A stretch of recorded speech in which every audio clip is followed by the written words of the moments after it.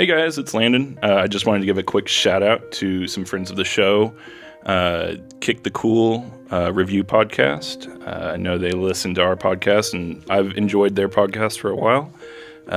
They're a group of three nerdy siblings that have reviews about random things, and they're reviews that you didn't know you needed until you heard the review. Some of my favorites are about haikus, gas station food, rants, and drinking water. So it's just a nice casual discussion that has a lot of contagious laughter. Yeah, I will say I had not listened to them, but then a few weeks ago we started having a little interaction with them on our social media accounts, and so I listened to now to like 4 or 5 of their episodes, and it's hysterical. Like they're funny, they're entertaining, and it's a really just fun listen. It's an easy listen. Yeah, you start to think like, okay, how involved in a discussion on gas station food can you get? And then it's just some like yes and funny tangent conversation. And some of them I didn't even realize I would have as hard opinions about things as I did. Right.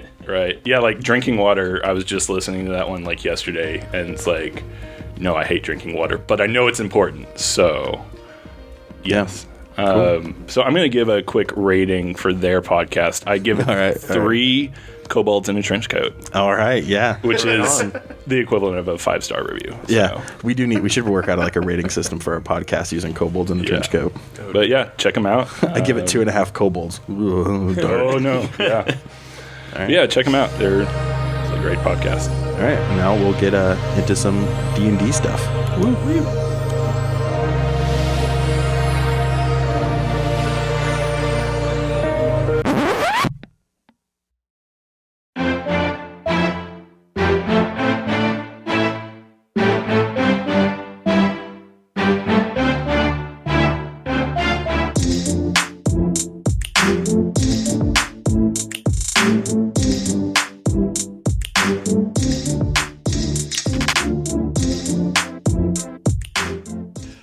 All right, everyone, welcome to another episode of Cantrips and Cocktails. I am Brandon, the DM of this D&D adventure. I'm going to throw things off from what I've done the last couple times, and I'm going to say we're going to have our first player introduce themselves. That's to my right. Ooh, I'm first. I am Colin, and I am playing Varis Leoden.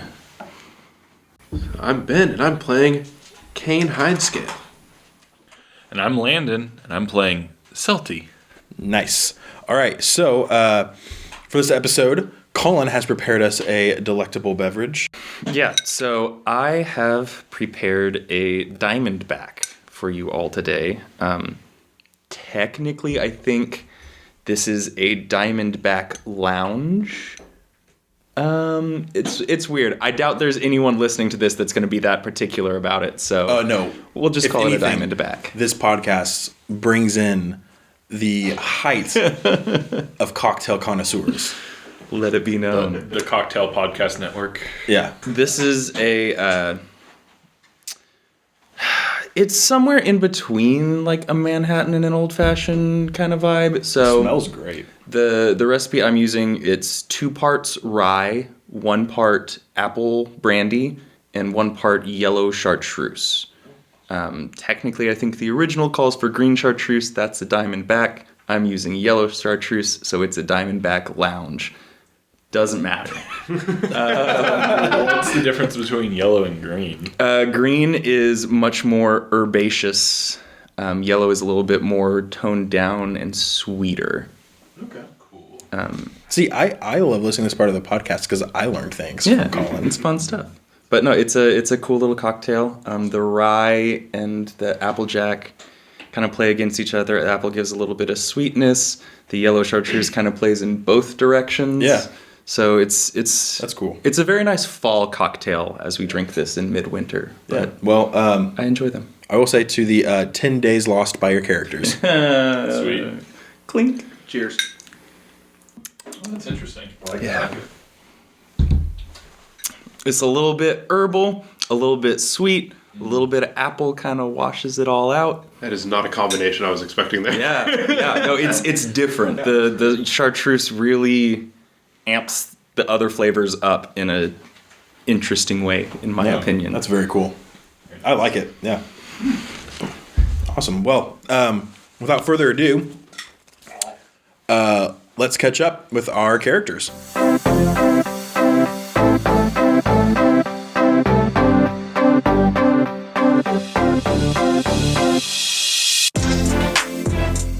All right, so last time you guys finally came to a head of a solution of what was going on in the woods north of Port Marra.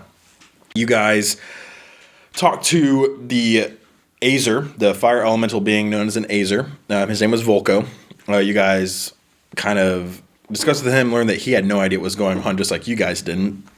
But you guys ultimately decided to make your way out of the woods. And as you were leaving the woods, it transitioned from the middle of the night to middle of the day in seemingly the span of an hour. When you all left the woods, it seemed like a good portion of the population of the city of Port Marra was waiting for you guys. Like they were about to come mount a search mission, basically, within the woods for you guys because you guys had been in there for 10 days, even though it had only been a few hours to you. And in that time, the story of you all helping with the gargoyles and quell that threat of what had been, threatening and attacking the citizens of the city had kind of spread without you guys knowing about it because you weren't there. And you guys have kind of become local celebrities in the city to you guys overnight, but over the course of about a week and a half. That's where we kind of find ourselves. You guys went back in there into the woods with Simone and a few other people in tow. And basically what happened was you set about sending Volko off on his way home. You guys then have returned and taken, in the middle of the afternoon, taken a long rest at the Chattering Parrot. I'm going to say because you're all's exhaustion, you're pretty much going to sleep through until the next morning. Oh, yeah. Sounds good. And you guys also, if you'll remember, the professor still has every intention of setting out on this expedition. And so he is, in his mind, very generously agreed to delay the leaving by now 4 days from this time. So you guys actually have 4 days of downtime to pursue some activities. We'll kind of go over what some options during this downtime that you guys could do that I have, that you guys could choose to partake in. If there's anything you guys want to accomplish in that 4 days, that's totally fine as well. So I don't know how you guys want to handle it. If you have a list of things you want to do, or you want me to make mention of some stuff that you could do.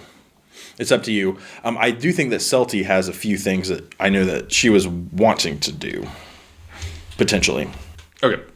So, yeah, Celty would want to first sleep it off. Like, she's definitely going to sleep in for probably the first time in probably a good 15, 20 years. Yeah. Okay.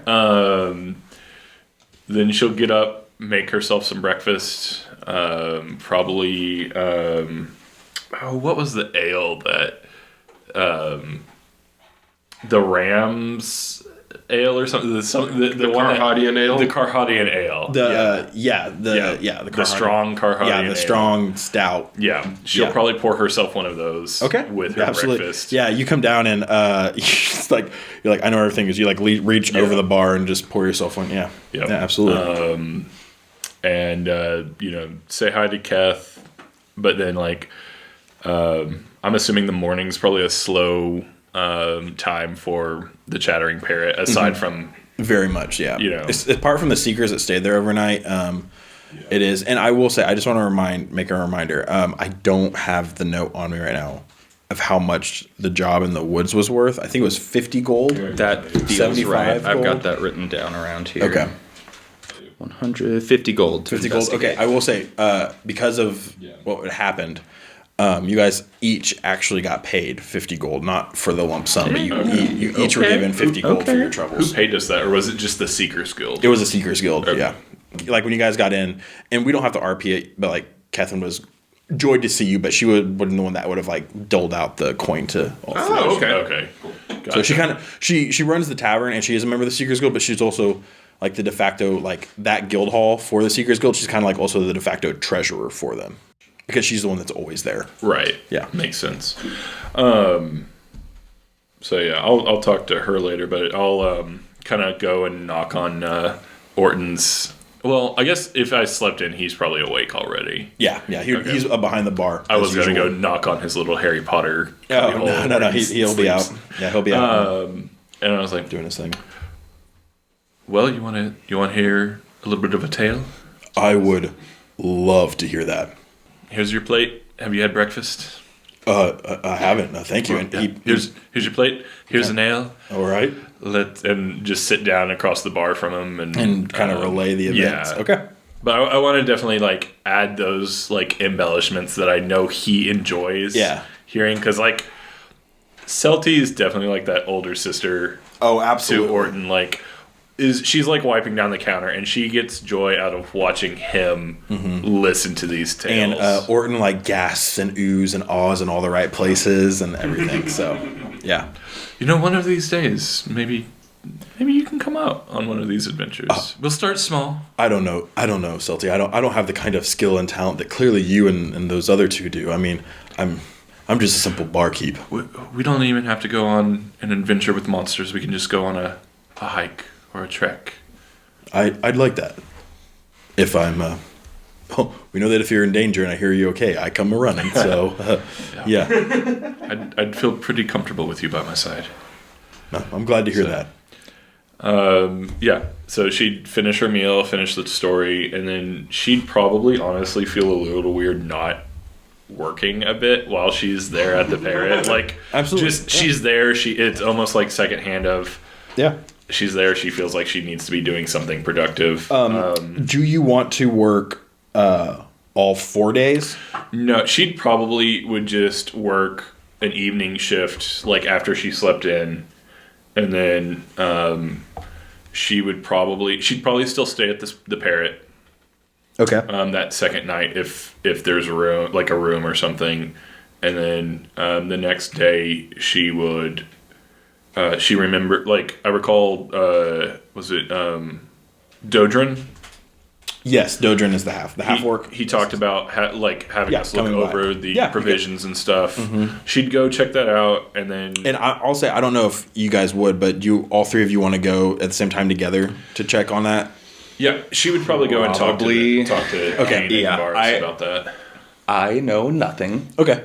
So we'll say, we won't RP that right now, but at a time during it when you three say, okay, let's go and have that RPB now, we'll play that out. Okay. But for while you're working, go ahead and roll me a performance check. Okay. And this is for like customer satisfaction. How will you? Performance. Yep. 21. So for whatever reason, Celty, I'll say like the 3. We'll say you worked roughly over the 4 days. You worked 2.5, 3 days. Yeah. Something Okay. like that. I will say that you earn in tips and wages. So do you know what it is? But somehow you're on fire over those days serving. And in tips alone, you accumulate about 29 gold. And 5 silver was a good night. Like, Congratulations, you've made yourself famous. Yeah, like you don't know what it is, but like the tips are just coming as you're working. It's honestly it's the most successful you've probably ever been working at the Chattering Parrot. nice. And I will say, Celty, before I ask Cain and Varis what they want to do, Celty, do you want to get Simone to identify that robe for you? Yeah, that would have been one of the things. Okay. She probably just real quick the other Yeah. kind of check mark things. She would have probably gone and gotten her own rations for were the rations provided by ration? Yeah, all the food is provided. She would have gone probably to her to the bakery because she knows the baker. Uh-huh. Gotten her favorite loaf of bread. Okay. Gone and gotten some good cheese. Okay. Sort of the creature comforts she knows from knowing the local food artisans in Port Marra. Yeah. And I'll say for that. any of the, and you can just add it to your inventory, any of the food that you want, any of it all. Because of the fact that you're now kind of seen as a local celebrity among things, all of that, any of the comfort that you want, food wise, that you just want to take on the trip with you, 1 gold and 5 silver for all of it. Damn, son. And then the last thing would be she does want to go back to her little home. Okay, and we'll play that out here in a second. But I will say, I'll say that Simone identifies the road for you when she's in there having a meal while you're working one day. You just leave it with her and she casts identify on it. And she hands it back to you. She goes, Well, Celty, this is actually quite an interesting item. It is called the Robe of Useful Items. So each one of these patches is actually enchanted to summon an item when it's torn off of the robe and thrown. Well, that makes sense with the robe symbols and the Absolutely, daggers yeah. and the lantern. Now, What are these more just geometric shapes? I have no idea. It's a surprise. A surprise. Whoever it was that created it, I think they wanted to sow a little chaos in the world. And so when you remove it and throw it off, it could generate anything. So you have, I'm assuming by that And you mean you here is have a no idea. Sheet for you of the item. Oh, that sounds fun. So what I need you to do for me is it says how many random patches on there at the bottom, 4d4. Okay. Roll 4d4 for me, write the number on it, and you got to keep track of how many of those you throw off. And what will happen is every time you pull off a random patch, I'm going to roll on that table to determine what it is. There's a table that of what sounds fun. Yeah. Nice. All right. Oh. 1, 2, 2, 3. So that's 8. 8. All right, so Yeah. just write on Right. there, instead of 44, scratch out the 44, write 8, or make a note that you have 8, and we'll keep track of that. And that's also some fun for me, because I want to introduce some stuff that I don't have planned. It's like, oh, this just happened, and have to deal with it. So See, that is exactly why I was torn very hardly between Zealot or Wild Magic. yeah. It's like, do I want absolute pandemonium? So you have the robe of use. You don't have to keep it either. You can hand off to one of your companions, but you do have the robe of useful items and a Vox Seeker. I'm more scared of that thing. It's not. It doesn't do that much damage. Anyways, okay. So yeah, you have the robe of useful items. We will play out you going back to your home here in a little bit. But you two gentlemen, what are you guys hoping to do during these 4 days? You guys could gamble. You could attempt to locate some pit fighting. You guys could actually potentially maybe try and work as well with Celty and the Charting Parrot. Catherine would probably let you to earn some money. You guys can partake in some crime if you wanted. Varis has clutched his pearls at all 4 of these options.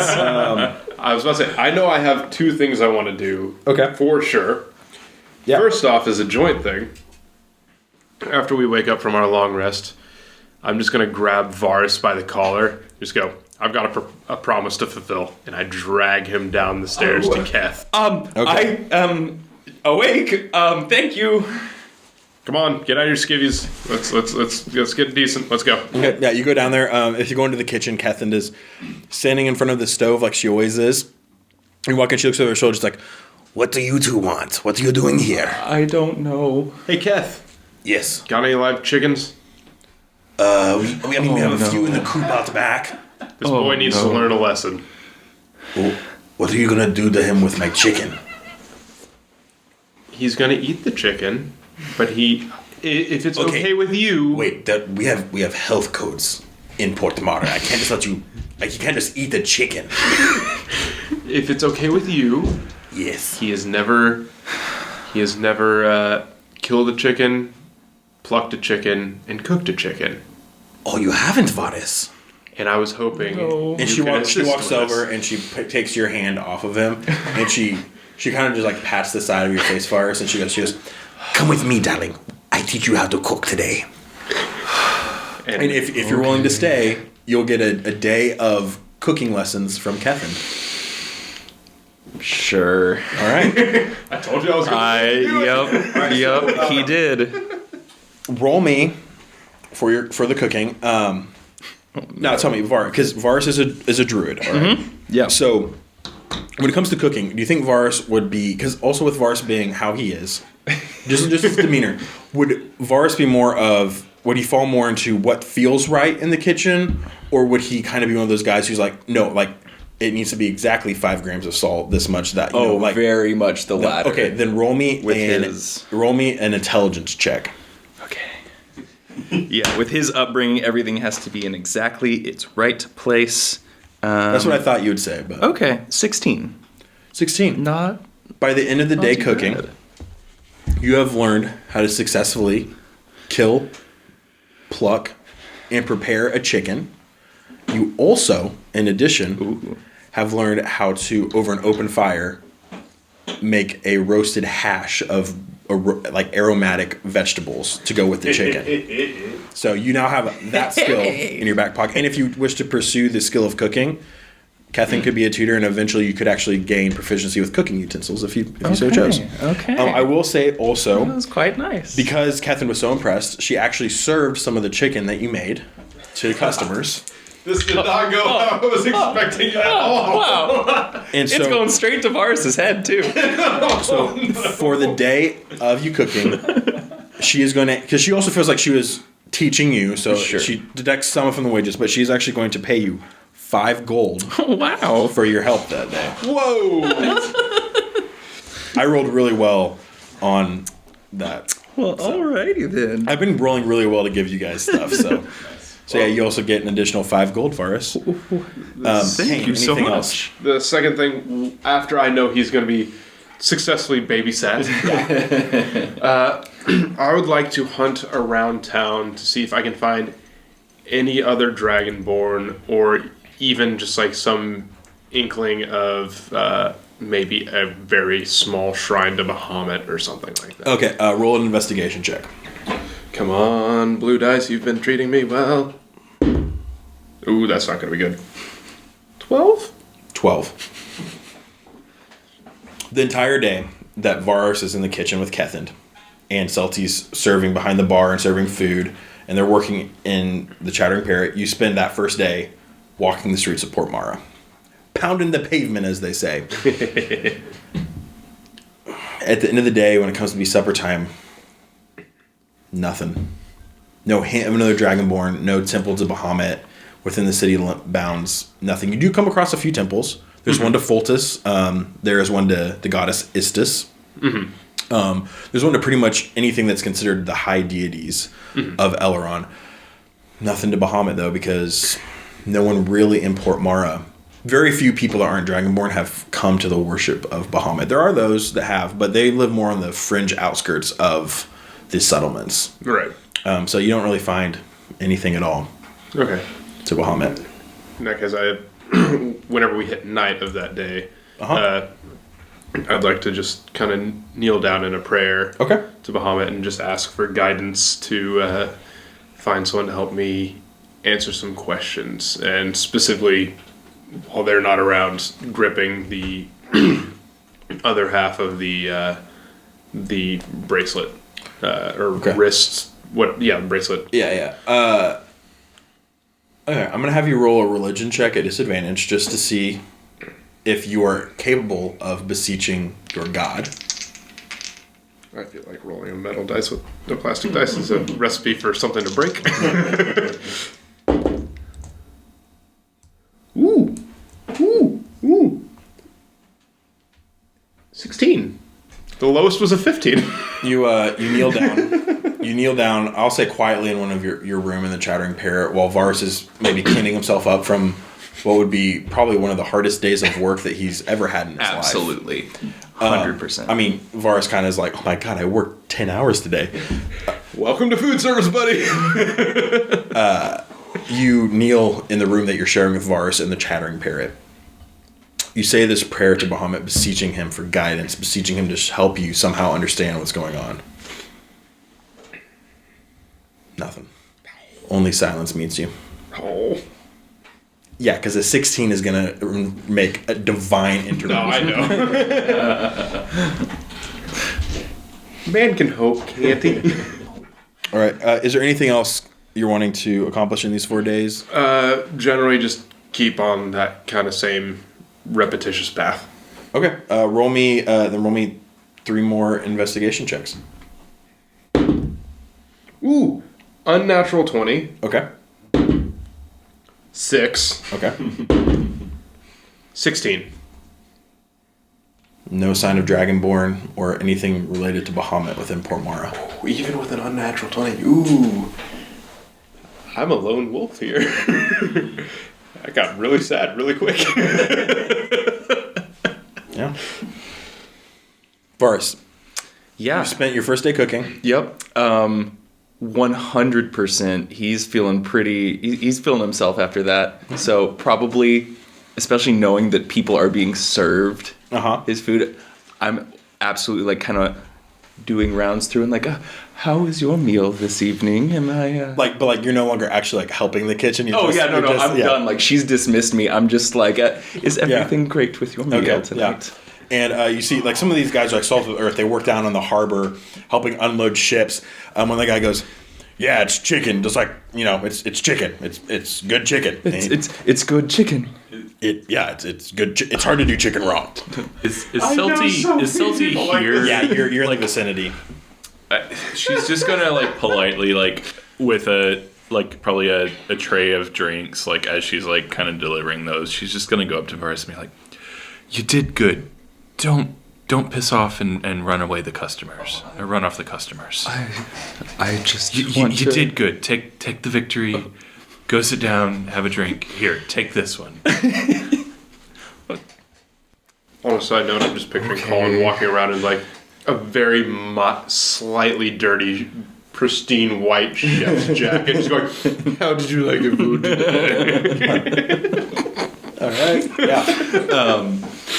And I will say, and this is not me insisting that it happens, but I came up with a gambling game that I introduced in the first session that no one has played yet. So if you want to gamble, you guys could gamble at this. Yeah, I imagine I have some downtime after searching and then before my prayer. Okay, we'll come to the game. Yeah, we'll let you gamble a game in a second. I would love to. But Varis, is there anything else over these days that you would like to do?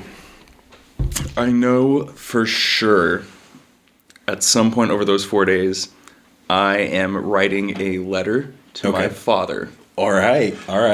And it's one of those letters home where I'm not outright lying. I cooked a chicken, Dad. But I am overselling everything. Yeah. I've made it big. I'm a local hero. The people love me here. Okay. I mean, it's not wrong. It's a little bit overstated. It's just not right. You're just stretching the truth a little bit. So I will ask, would Varis leave a reply address for his father? Oh, wow. Yeah. As far as he knows, this is kind of his home now. Okay. So I would say something to the effect of, I will be in Port Marra if you need me. Okay. Good to know.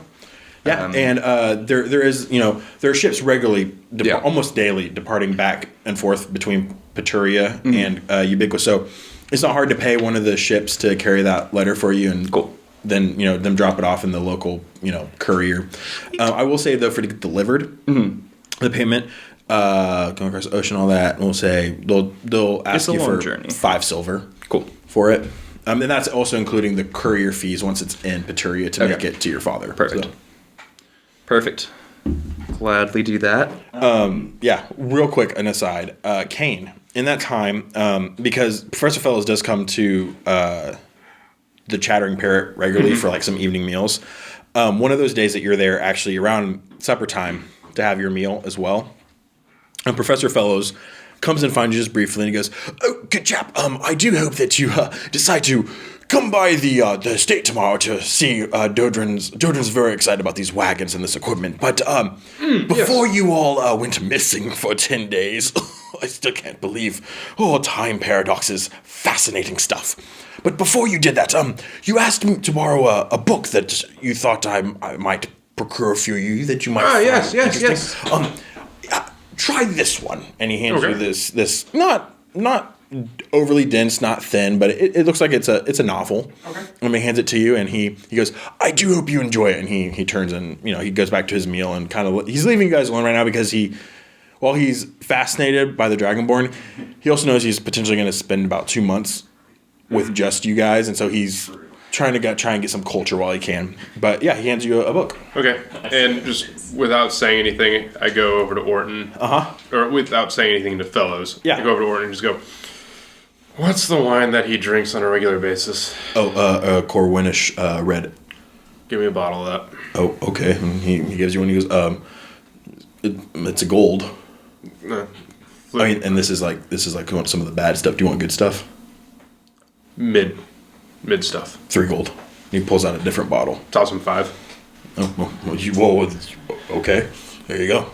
Then Orton, you and I will have a talk about some of the forays we've done into the mountains. I would love that. That'd be, yeah. Yeah. Well, I'll let you know. Okay. Day before we leave.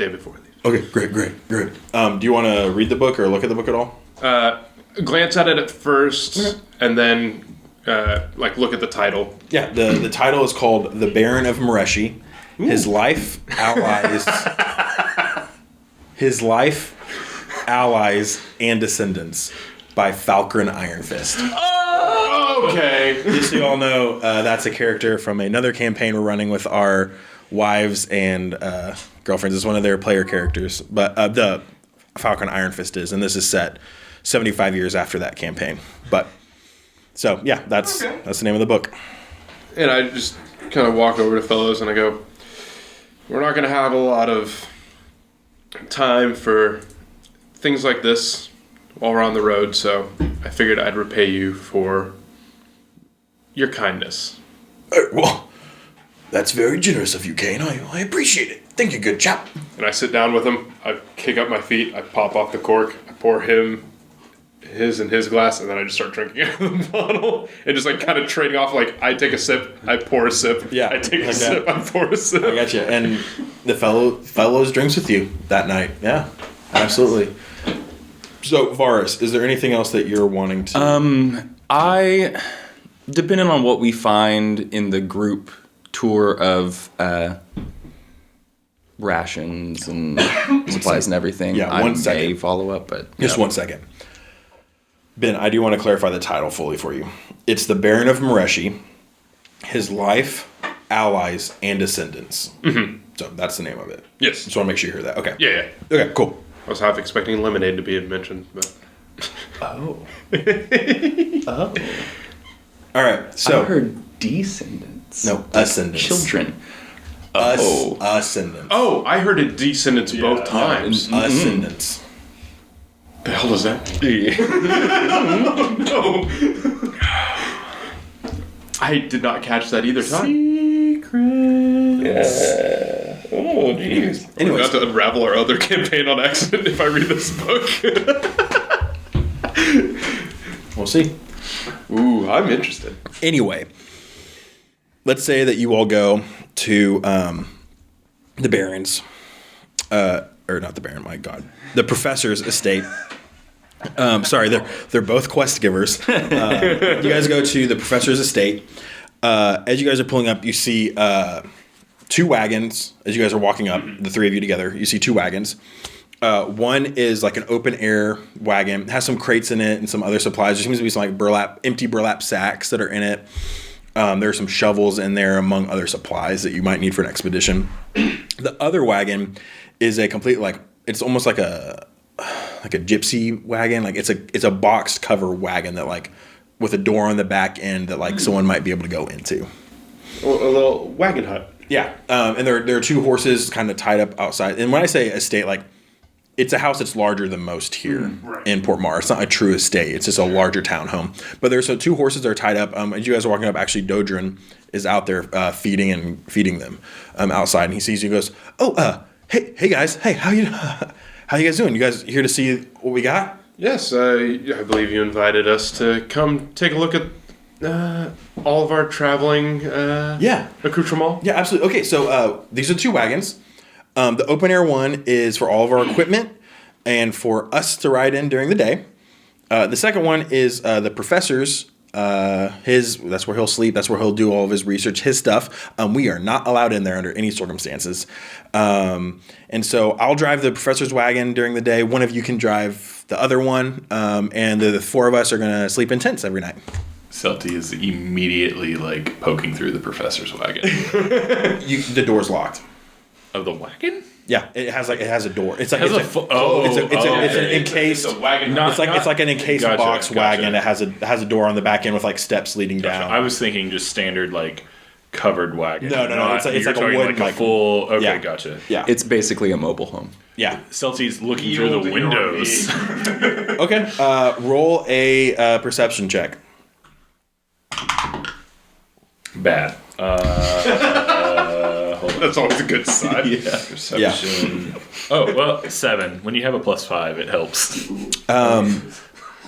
On just because you rolled that low. Every single window has a curtain that's closed on it. That's fair. That's fair. So, but he shows you guys that he has these 2 horses. He's named them Flyer and Prancer. Let me see. He acquired 2 tents, so you guys would have to double up 2 and 2, with Doadron being one of the people.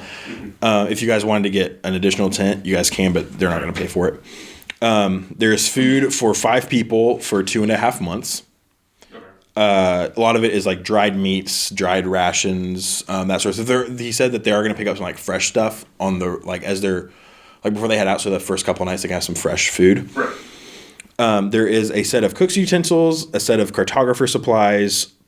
There's a collection of various books, and then a whole bunch of just like empty crates, shovels, work gloves. There's about 500 feet of rope. Various things that you might need to help with, like entering a space you don't know, maybe doing some excavation, exploration, that kind of stuff. There's a lot of that kind of equipment. You said, like, are there maps of the Silver Slopes that they have with them? Yes, there are a few. Okay.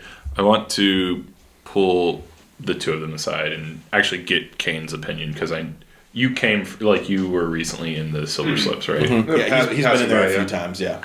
Do these look up to date to you? Do these look up to date to me? My favorite question. Roll a survival check with advantage. Because you're familiar with the area. Well, natural 20 on one of them. So 22 total. They seem like they're accurate. The area that seems to be indicating where the temple is not necessarily an area you're familiar with. Mm-hmm. And as far as you know, in that area, it's pretty desolate, and there's a lot of roaming monsters. Nothing that you've heard of that's like too dangerous, but other explorers tend to steer clear just to avoid the monsters. Okay. And as I noticed that, I'd actually like to pull, once I'm done talking to Celty. Yeah. The maps seem pretty accurate. Things are going to be a little hairy whenever we get into this section over here, if you look on the left, as we go a little bit further deeper into the valley. But as far as I can tell, everything seems to be pretty accurate. Which, actually, I need to ask Doadron something. Hey, Doadron. Yeah. I have 2 little notes looking through our traveling path. Yeah, absolutely. What's up? First off, just as a simple precaution, do we have any spare lumber that we can reinforce the carts with in case we need to batten down against some wild mischief, so to speak? We have like an axe and a saw. We don't have any we didn't acquire any lumber just to go out. We might want to grab just a couple, just boards, just to give ourselves a little extra cover. We won't need them, but I like to have it just in case. Okay. And he takes out like a notepad and he writes out, okay, we'll need nails and we'll need a hammer. Okay. And then second, has Fellows accounted for the fact that we're going to be in mountains and gotten climbing gear? Aside from the rope. Yeah, we do have some of that. Yeah. Okay. Good. Yeah. In that case, just the boards shouldn't be too crazy, and I imagine Professor Fellows won't be too upset about the extra expenses of some reinforcement from nature. Oh no, he is very excited to do this. Will the climate be chillier, or is it going to be? I mean, I know we're heading south, but that south doesn't always indicate. Warmth. It might be a good idea to get some maybe thicker clothes. And I'll just let you guys know, it's early fall, so it's not the first snows probably won't come for another 3 months for Ubiquitous, but But mountains are mountains. Mountains are mountains, and it's unknown. And you guys don't know how high up in the mountains you're going to have to go necessarily. So I've definitely walked through snow in July in Colorado before. So he said, I mean, it might be a good idea to get some warmer clothes if you guys don't have them already. I'm trying to remember. This is more of a point of order for y'all. Do y'all? I told someone I was going to a shrine of Cain, I think. You told that was Orton. It was Orton. Yeah. That's to right. get him to cover for you. Yeah, that was okay. Yeah. I was like, did I tell one of y'all that I was going to a shrine of Cain? No, you were totally trying to come up with an excuse of, this is why I'm going to be gone. That's for right. 2 Okay. months. Yeah. Oh, that's right. Okay, now I remember. Yeah. Kamek is the. Well, do you want me to? Yeah, go ahead. Kamek is the god of trickery, just so the audience knows. Yeah. How fitting. Yeah. Of lighthearted trickery and pranks and stuff. Yeah. Okay. But also, I told Orton, not you. Yeah, but she's also a badass warrior at the same time. So. Okay. Yeah. So anything else you guys want to do with Doadron? I would say this is probably the morning before you're set to depart. Okay. Celty definitely wants to kind of off to the side be like, thanks for covering for me earlier with Professor. And he goes, oh, see the look on the man's face is worth every single bit.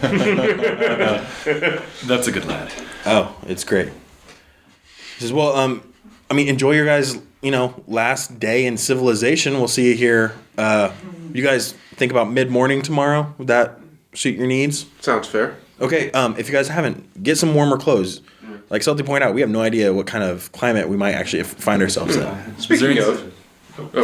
sorry, go ahead. No, please. Doadron, Yeah. do you have anything to defend yourself? Oh, I do pretty well. Okay, and that's all I needed to know. And he'll say, I mean, you're a pretty stout guy, right?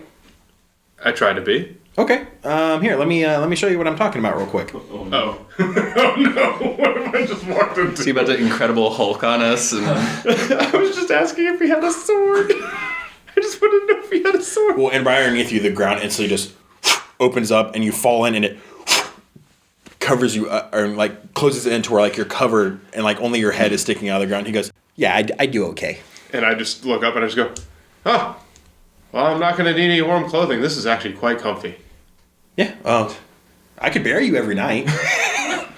I feel like that might be not conducive to my job. You're right. your face would get That's fair. very That's fair. cold. You are the muscle, and he makes the hand signs again, and the ground parts away, and you can climb out. Once you get out, he fills the hole back in. And I just pat him on the shoulder and I go, "Yeah, we're going to be fine." Yeah, I can do more than that too. I figured. Okay. But no need to waste all your Not stuff too much. today. Not too much more, but I can do more. Well, as long as you have a way to defend yourself in case I can't run to you in time. Oh yeah, I'm good on that count. And he pulls out a dagger. He's like, "I got this. I pull out a hand axe and hand it to him. I go, "This has a little bit more weight to it." I'm good with the dagger." Okay, and I just chuck it into not into Professor Fellow's wagon, but onto the seat, so that way it's stuck next to where the driver would be sitting. And he goes, I just varnished that, man. And I just go, "It's there just in case you lose track of something." Do you just I mean, come on. We're about to go into the mountains. You see that he pulls the axe out and he starts examining it really closely, and he's like, "Oh man, this is never gonna buff out." I'm just I'm so sorry. I did not realize. I should have connected the dots on Professor. I'm sorry. Didn't think about the imperfections. Doadron, is there anything that you need us to pick up in town before we head out tomorrow? Well, I mean, I was hoping to maybe I wanted to get a cask of my favorite ale, but I haven't had a chance to pick one up yet. Well, The tail pops up. Just What's your brew, darling? And I'm sure Keth has some in the cellar. Oh, it's a Tereshi red ale. Okay. Any just the normal? Yeah, just the standard Tereshi red ale, and I'll say for the three of you hearing this, like it's like the Coors Light of like beer. Like there's like everyone drinks it, like it's everywhere, like it's nothing special. It's I thought you were about to give us this like craft beer nerd. It's like It's not even the Coors Banquet. It's the Coors Light. yeah, no, it's just like it's like that beer that like everywhere has. It's like it's not special, and you guys are kind of like, that's Doadron's favorite. Huh? Okay. I can't fault him. I think we can manage. I think we can manage a cask of that. Oh my god, that'd be fantastic. Yeah, don't worry. Maybe we'll grab 2. Oh my, this is gonna be a good trip, guys. This is gonna be a good trip. I'll see you guys in the morning, I guess. Yeah, great. I'll see you guys then. And he kind of goes back to his work. Celty, let's play out real quick when you go home. So I would, on my way out of town, I Yeah. would stop by, put that order in, just be like, Perfect. Orton, set aside 2 casks of the Tereshi Red and a good, like, the Carhadian, 1 cask of the Carhadian. Yeah. 'Cause He says, all right, you got it. Yeah, they'll be waiting for you whenever you come back for them. all right, I'll pick them up in the morning. Sounds great. All right. And you make See you later. Make the trek out. You walk the 2 hours home. Mm-hmm. And it's weird because although it's only felt like it's been maybe, a few days, it's weird for you to realize that it's now almost been 2 weeks since you've actually been home. Mm-hmm. You walk the 2 hours and you come up upon your home.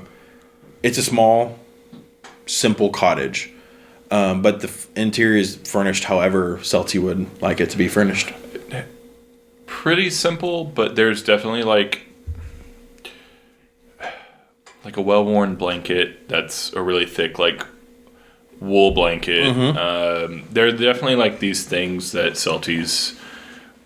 It's not like just a straight up like Spartan cottage. There are things that It's a home. Celty's a minimalist, but she's not above like certain creature comforts. There's like probably a shelf with like 12 different types of tea. There's probably an overstuffed armchair, a few books next to a lantern. There's definitely a small there's a window both on the east and west side of her cottage that would align perfectly with a setting sun and a rising sun. Absolutely. And then she probably has a couple of plants. Yeah, absolutely. So- And when you walk in, it's strange because if there's more dust accumulated, just it's clear that no one's been here for 2 weeks, even though to you it's only been a few days. Yeah. But yeah, you can do whatever you want. You can spend the evening here. I would say that I think that you can remember. I think that Celty would have made a small shrine to Cadwin, maybe just outside of her home, like in the outdoors. Yeah, so she probably would have had like a clearing around her cottage. Yeah. And then I've always kind of envisioned it like on the side of a hill. Yeah, absolutely. Yeah. And then just up the path, kind of, so to speak. Yeah. Just there's Definitely. a shrine. Absolutely, yeah. And so, but yeah, the evening Celty can spend the evening however she wants. She would clean up, kind of put the kettle on, have some tea, but then as the sun starts to set, she'll make her way up to the shrine. And I didn't really. This has been something I've kind of like just been working on. Yeah, but. Unlike Bones or like tarot cards, not unlike Bones or tarot cards, she has a set of tokens that are double-sided with various stages of moon, like the waxing gibbous, crescent, that kind of thing, full moon, new moon.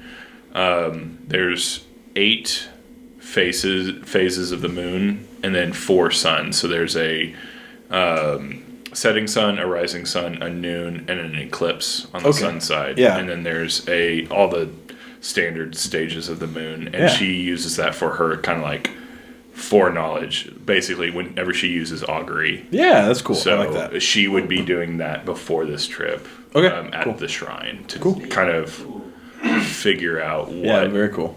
Just to kind of get a vibe for the trip coming up. Very cool. So she'll cast augury. Augury, okay. Yeah. Will you So- read the spell to me? Yeah, so by casting inlaid sticks, rolling dragon bones, laying out ornate cards, or employing some other divining tool, like the ones I just described, you receive an omen from an otherworldly entity about the results of a specific course of action that you plan to take within the next 30 minutes. The DM chooses from the following possible omens: Wheel for good results, Woe for bad results, Will and Woe for both good and bad results, Nothing for results that aren't especially good or bad. The spell doesn't take into account any possible circumstances that might change the outcome, such as the casting of additional spells or the loss or gain of a companion. If you cast the spell 2 or more times before completing your next long rest, there's a cumulative 25% chance of each casting after the first that you get a random reading. The Okay. DM makes this roll in secret, and it's more of just the decision to follow through with this trip. Okay. Is that like? Yeah, Okay. it's she knows that it's probably not gonna like tell her how the whole trip's gonna go, but it's like that last like show up or not in the morning. Okay. Yeah. You can cast Augury. So, and like to kind of elaborate on those tokens, she's looking for like a balance of night and dark. The more balanced, the better. And you Less- said there's a total of 4 tokens, but they're each on like a different side. So Or it's 8 weird. There's 8 tokens. There's 8 tokens. You said. Yeah, so it's kind of weird because the sun only has 4 tokens, the moon has 8. Yeah. So it's not inherently balanced in Yeah. the token set, but like a full moon is Is probably more towards yeah. positive, and a Okay. new moon is like Yeah. less positive. So. Okay. So there's a total 8 moon tokens, 4 sun tokens for a total of 12 tokens. Yes. Okay. I just want to make sure because I'm definitely gonna graphic design that shit out. So this sounds really cool to actually No, that sounds visualize. I'm actually tempted to like because I do some woodworking. I'm make tempted some. to make them actually. Yeah. 3D Like I'm printer kind or of like something. using some like stains and stuff just to make some like Yeah. tokens that we could actually like have some fun with. I'm more than That happy to sounds help cool. out with that if you need Yeah, an extra totally. hand. I'm kind of tempted to do it. Cool. Anyways, okay, so you do them, and when they fall, as they would, in the number of times that you've gone through this practice, it's unsettling how they fall almost. It's almost split perfectly between darkness and light. Okay. And so your decision to go on this trip could spell both great things, but undoubtedly there will be some negative results for you. Okay. Whatever. Again, it's not clear what that, if it's actually bad, but Sure. All right. It's about what I expected. yeah. Or what Celty expected. Yeah. So. Man, Augury is a fun spell. It really is. That's neat. Yeah. And the fact that it's ritually cast, like, I mean, you guys could literally be like, do we go down the left tunnel or the right tunnel? Oh no! So, Yeah. So that's a wheel and woe. okay, cool. result. Yeah. And then Okay. Celty, you can take the rest of the evening and make your way to Yeah. Fellows mansion in the early hours of the morning. Yeah, that's what she'll do. She'll probably read a book, drink Yeah. some tea, and fall asleep. Totally. Home. Totally. Now, you shitheads. Yeah. So I have Shitheads. I have a what is the climate like in Angvarn? Pretty It's pretty temperate, actually. Yeah, okay. It definitely has seasons, but all the seasons are on the more mild side in Angvarn. And yeah, it's on the more mild side, especially southern Angvarn, kind of near the port city where that's not where your family's from, but the port city that you sailed out of. It's a Right. lot more of it airs more. It's like Houston. Like it's a more humid environment. Yeah. Like, it can get cold, but only for a few weeks of the year, you know. Right, And so right. kind of base that on a. okay. There's nothing wrong with Houston, The humidity. but you know, like it can be a little more humid, a little warmer, but it can get cold, and there are seasons. Gotcha. Okay. Then I probably would not go by the just thickest winter coat that I could find. Okay. But I will get a winter coat. Okay. Yeah. It was more a question of do I get like the over the top this thick padding, or do I just get a regular warm? Wait, you asked about Angvarn? Yeah, like where I grew up was I warm all the time, and I don't know what cold is. Yeah, I was like, why are you asking about that when we're in ubiquitous? Now, okay, so he's getting a lighter winter coat. Yeah, enough that I think it would keep me warm in the winters that I know. Okay, I would say that'll cost you, without any haggling, a good quality one that you feel will hold up over, whatever you guys might run into. For off the rack, not custom made, just like you're going into a tailor shop and buying one of the winter coats that they sell. 4 gold. Okay. Yeah, we've got. I guess at this point we've got a day. I don't have time to get something. Yeah, you don't have tailor-made. something to get tailor made. Yeah. Cool. Point of order. But I mean, it's not. I mean, it has this. It's actually leather. Okay. And the inside is actually lined in. You're not really sure what it is, but it is a fur lining on the inside and stuff. So it is well insulated. It's just not a thick, dense thing. You have some pretty good movement, and it's one of those ones that comes down about mid thigh on you. So it's a little longer. Doesn't cover the legs entirely. Point of order. Yeah. I imagine I already have some pretty hefty winter clothing since I've done expeditions through there before, or Not with you. Okay, so I'd have to go pick some up. Yeah. Okay, I just wanted to double check. In that case, I'm going to get something thick Okay. because I know it gets cold in the mountains. Yeah. A thicker winter get up outfit will run you about 7 gold. Also, I am cold blooded. Yeah. Yeah. You said 7 gold? Yeah. Okay, yeah, I will go ahead and pick that up. Nice. We'll say that you could have picked something up on your way out of town if you wanted, Celty. Yeah. So I would have probably gone, but I am taking. In the morning, I'm taking that wool blanket of mine and 3 of my favorite teas. Okay, perfect. And a hat. I'm assuming I have like a stocking hat at Sure. my house, but like I probably picked up a more like kind of waxed canvas style like coat with some fur lining or something like that. Okay, so 3 gold. okay. Just because yours isn't leather like his is. Yeah, just wanted that like insulation and the weatherproofing, but Yeah. doesn't need to be leather. If So anyone 3. adds me for how much I'm charging, I don't give a fuck. I'm making this shit up. And I have one thing I'd like to do Yeah. the night before, if that's okay. Yeah, man. I would like to grab the frail one I mean, that's Varis. grab him by the collar and just go, Okay. ready to see some underground stuff? What? And I just start dragging him along, and I would like to hunt down a underground fighting pit / gambling ring. Okay. You brought it up earlier. I'm gonna follow through. I thought he was just talking about gambling, like in the pub, like He also brought up Dice. fighting pits.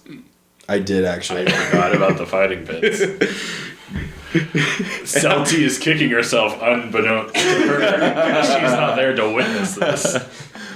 She's just drinking tea, reading a book Having that a she wanted to finish. I'm getting into a fist fight tonight, evening. boy. Okay. All right. Both of you make investigation checks for me. See if you can find it.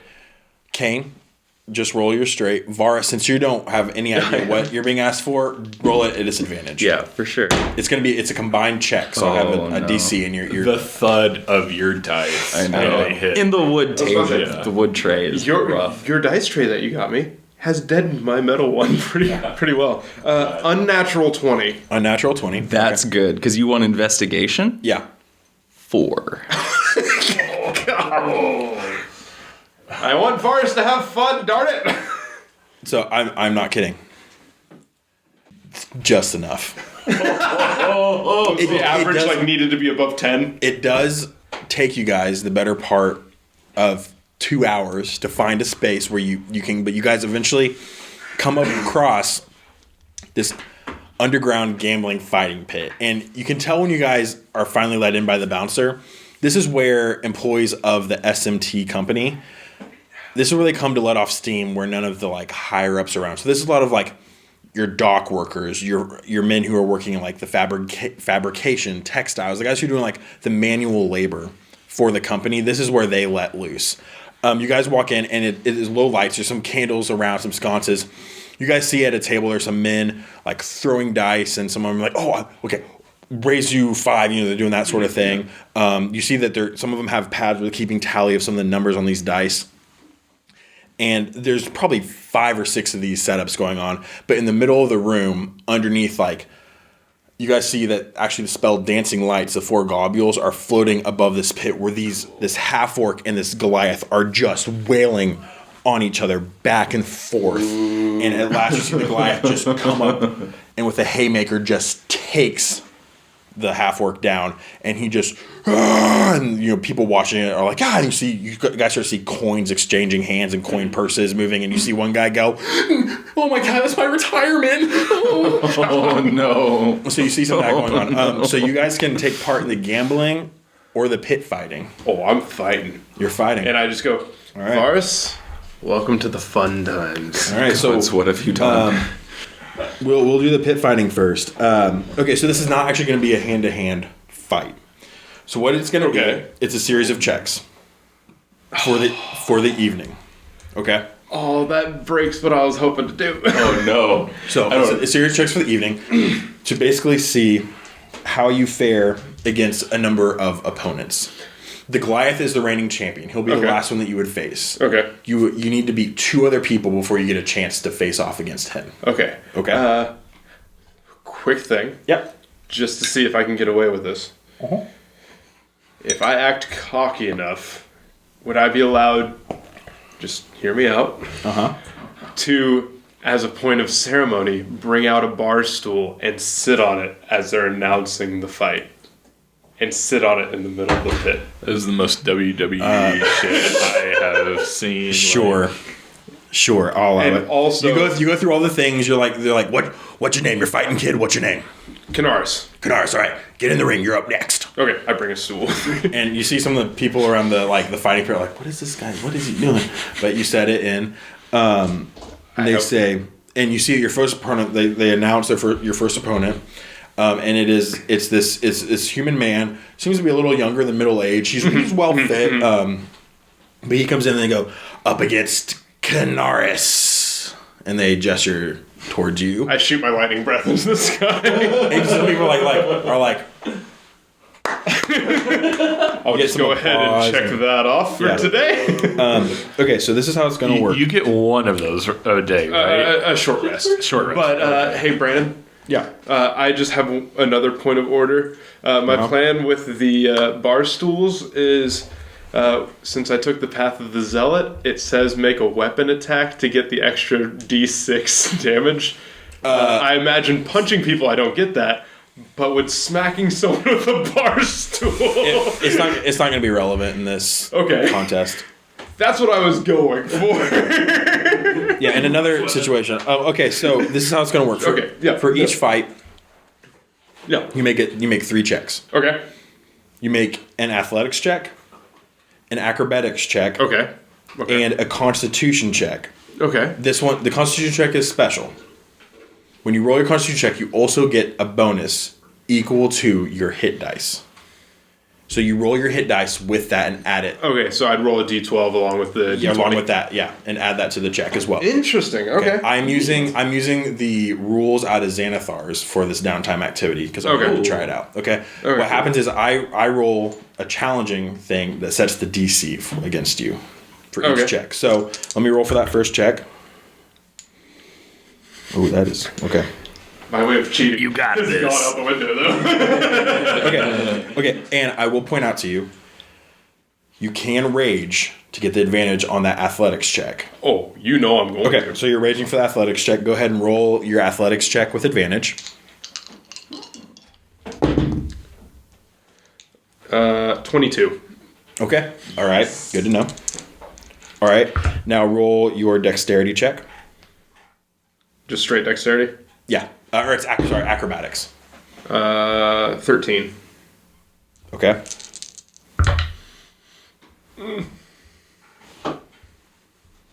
And I'm adopting the rules for the Xanathar slightly. Right. Okay, and roll that Constitution. So a D20 plus a D12? Yeah. Yeah. Ooh, so just straight Constitution? Yeah. Okay, so 23. Okay. Okay. 18 plus 2 plus another 3. Okay. Anyone who uses Xanathars, I am taking the rules and I am adopting them to how I see them. I want them to work. You win your first fight. But in your next fight, your dexterity check is at disadvantage. The acrobatics check is at disadvantage because that's the one check you failed last time. Ooh, okay. Okay. So you have to win 2 out of the 3 checks to win the bout. Okay. Okay. So the next opponent that comes in is actually this small halfling, but he is shredded. And he just looks at you, he's like, "You're gonna die." Which, by the way, I'm gonna pull your spine out of your throat. Which, by the way, did I ever put a bet?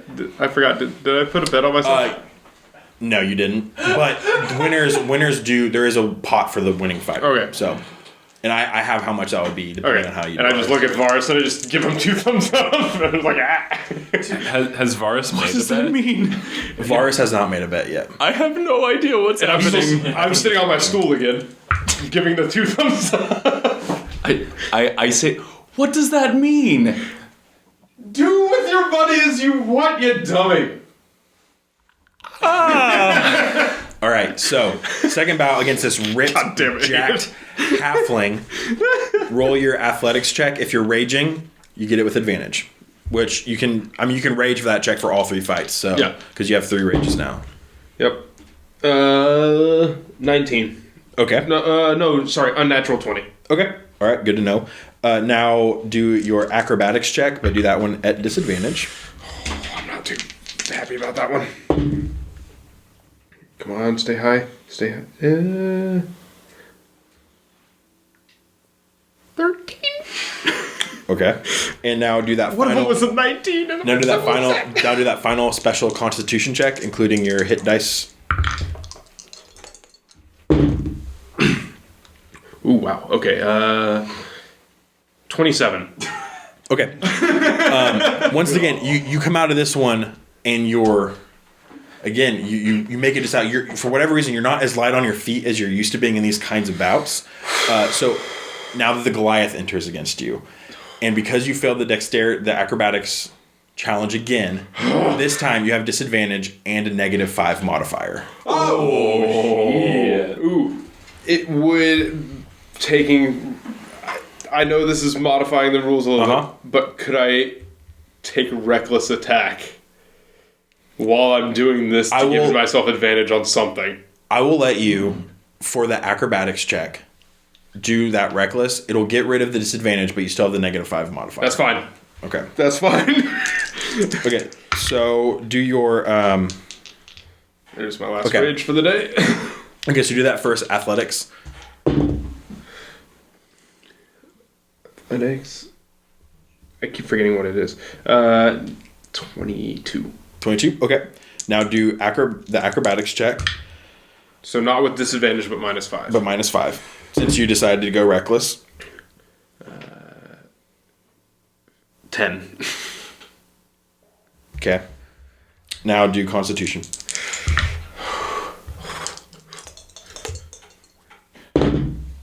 Oh, hell yeah. 32. It's a tough bout. And in the end, what I got a actually, 32. It's a tough battle. Oh, God. yeah, that one you won. The athletics one you tied. Wow. So what? I'm not kidding. I'm not kidding. That actually tied the DC that I rolled for that one. I rolled a 12 on my my D12. So what happens is you actually, at the end of it all, you and this massive Goliath, you guys are just standing there just like punching each other back and forth. And eventually the announcer's like, all right, we're going to call this. Like, because neither of you guys are like, you're both refusing to go down. And so it's essentially called as a stalemate. The Goliath turns, he goes, the name's Trusk. Find me again. We'll end this properly. Cain. And do I get to use my axe? Where's the fun in that? And he just turns and he walks away. And you see he puts his arm over a female Goliath, who you assume is his partner, and the two of them kind of disappear in the crowd. I like him. From the stalemate, you end up making 75 gold. Oh, buddy. So Nice. yeah. So that was just a fast way for me to do a fighting pit. Yeah. Without, Yeah. Drawing it I out. like it. It was fun. I'm sad that my sneaky, stupid So stuff when he didn't did work. Reckless, did you get advantage as well? Yeah. Oh. Yeah. You took away your disadvantage, but you gave me a boost as well when you decided to go reckless. I figured. Okay. You feel pretty beat up. In fact, what's your total hit points? 32. You're down to 12. And I walk up to Varis and I go, please tell me you made a bet, as I juggle the 75 gold in my hand. I was supposed to bet? And I just lean up against him. There's blood coming off of me, so I'm rubbing the blood on him. And I just go, all right, you're not the fighting type. Let's go to the smart type. And I drag him over to one of the tables to go play a card. It's actually dice. Dice, sorry. One of the game that's being played is called Dragon's Horde. Okay, so this is how it works. The goal is to get a total number to 21, or be as close to 21 as possible. Going over is a bust, so it's blackjack, Okay. but with dice. Cool. Okay, so what happens is opening bet, everyone just puts in the pot. The pot with the table you guys go to, the base pot is 2 gold. Okay. To play in that round. So you have to put in 2 gold, and then every player rolls 2d6. That number is your starting number. Okay. Yeah, amount. What then happens, and it's called your chest. Okay, hence the name Dragon's Horde. Gotcha. Each player has the opportunity to increase the pot by adding more coins. If coin is raised, all their players must match or back out. At the end of each round of betting, roll another d6 and add that to your chest. Closest. Okay, so you keep going until you bust, you back out. Closest player to 21 after the final round, which there's 3 possible rounds of betting after the first initial ante-in, wins. Okay. Okay, so you don't have to, and by the way, you don't have to roll every single time. You don't have to roll every single time. You can just hold, but you have to keep matching the bet to stay in. Okay. I see. Does that mean, so like, let's say if you get to 18 within like your first roll, like you roll 6 and 6 somehow, and you're at 18, you can hold there. You just have to keep matching the bets to stay in. So do you both want to play? I'm not participating, but I flip in 5 gold for him. It's not how it works. It's 2 gold. Okay, I throw in 2 gold and then I hand him 3 gold. Okay. All right. Oh, I'll try. All right. Say, I did proud, you do proud. And standing across the table from you, right now there's actually only one other bettor at the table for this round. You all right? Don't try to breathe water, kids. It's this it's this smarmy looking water genasi. Okay. And she's leaning over there and she's kind of wrapping her fingers on the table, just examining you, and she throws her 2 gold in the middle. She goes, "Well, are we gonna play?" I think so. Chunk. All right. Slap down the 2 for him. Yes. Let's do this. All right. So roll your first round, which is 2d6. Okay. Okay, and you might want to write down whatever that number is you have. Yeah. Okay. You see that she looks at her dice and she kind of has covered. She'll toss in another gold. Raise it a gold. Before he says anything, I slap down 3 gold.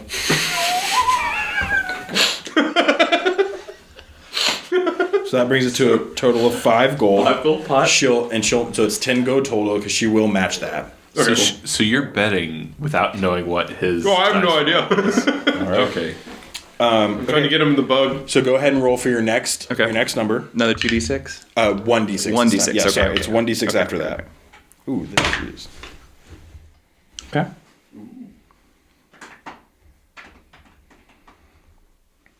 She'll hold unless you choose to raise. I've got another 5 gold that I'm just bouncing, and I'm just staring at him. There's 2 more rounds. Yeah.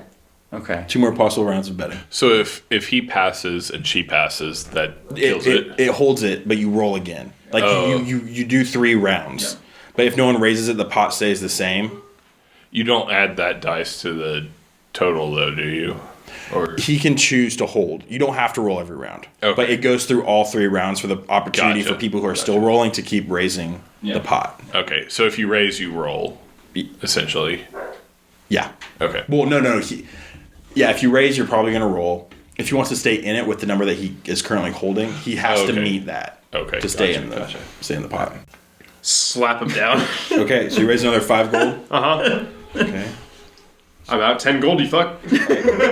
She's plus 65. she's very interested, so she'll also toss in 5 more gold. All right, roll that. Okay, this is roll it again. Okay. My God. Okay. Okay. So did he have to roll there? Or could he have No, just he held? could just held because Okay. his input met Okay. the pot. As long as you call, You can stay you can in. stay or you And can you roll. can stay in. You can just hold where you are. Okay. Basically, you can choose to roll every time. Choosing, you have to pay in to stay in the round. If he didn't pay, no matter what, even if he had the highest number in of it, he's out. Gotcha. Okay, Would so- Celty know about this gambling fighting pit? Now this, you know about the game Dragon's Horde, but I don't think you would know about this pit in Okay. particular. Gotcha. All right, last one. I slapped down 10 gold. Okay. 10. Okay. So basically, so the pot is 40 gold now, That was a big pot. and this is the last roll. Okay, you ready? She matched it? Go for it. Yeah. Have you just been trying to bluff your way through this? No. How would you know? You don't know what he's rolling. Yeah. Okay. The time comes to reveal, and the way that the game actually works. Bluffing if you're just The, slapping game down the way money. the game actually works in practice, instead of just like role playing, is that you have a number of dice for every roll. So there's a total of 5 dice that you roll, and every time you roll, and you add it to your chest with the numbers up, and then at the end of it, you reveal it. Right, you pull it up. So the guy running the table goes, "All right, reveal your numbers." And you see the water genasi she goes, "I was expecting you to back out by now." And she raises her hands, and she only has 14. Solid. Come on, you fuck! Rolled a bunch of 2s. 14. That's awesome. Okay, I'm upset. so the genasi looks at you, and like she looks over at the guy running the table and goes, "You just split it down the middle. It's a draw." So You get your money back, Yeah. essentially. yeah. You push. Split the You pot. pushed in blackjack after putting down 10 cards. Yeah. Ah! So that's Dragon's Horde. It's kind of fun if it's not in that That's situation. hilarious. You had 12. That's awesome. That is awesome. Ah! Yeah, no, she rolled 7, then she got up to 9, then she got up to 11, and then she got up to 14. I got God. 5, 8, 12, 14. Wow, yeah. Because like it's That's why whenever you said 14, I was like, surely he rolled more than a 2. I would say most of the time, if you don't break 10 in like the first 2 rolls, you probably need to like It's like, get out. But that's fun. All right. Oh. Anyways, you guys that's finish your evening out in the fighting pit and gambling den. Cain, you walk away with 75 more gold. Varis, you didn't lose anything. I didn't lose any of your gold. Yeah. Varis, how you feeling, bud? How did you know this was here? Did you just... I am so confused. I just look straight at him and I just go, flick my tongue. I flick my tongue out. Dragonborn never tells the secrets. Is that... Did you have fun? I don't know. And with that, you guys stumble back to the Chattering Parrot for a long night's rest. In the morning, you'll head to the professor's mansion or estate and set out toward the Silver Slopes. And that is where we're going to end this episode of Cantrips and Cocktails. What fun.